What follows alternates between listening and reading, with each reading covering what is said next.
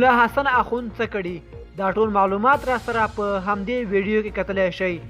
سلام، ستړي مشئ. په AFJ پلس چینل کې درته ښه راغلاست وایم. AFJ پلس چینل تل ستاسو په چوپړ کې، نو همدا اوس درسره چینل سبسکرایب کړئ. رئیس الوزرا په کابل کې د پاکستان سفیر سره د طالب چارواکو پر لیدو بندیز ولګاوه.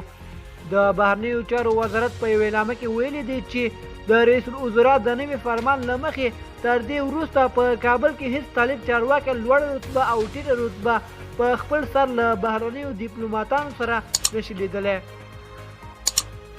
بلکې ټولې کتنې به له دې وروسته د بهرنیو چارو وزارت د تشریفاتو ریاست تنظیموي. د یادونې وړ ده چې په دې وروستیو کې کابل کې د پاکستان سفیر سره د طالب چارواکو لیدنې ډېرې وي چې د خلکو له سختو غبرګونونو سره مخ شوي دي. دوستانو، زموږ د نن ورځې خبر تر همدې ځایه و. د نورو تازه خبرونو لپاره زموږ یوټیوب چینل در سره سبسکرایب کړئ. والسلام.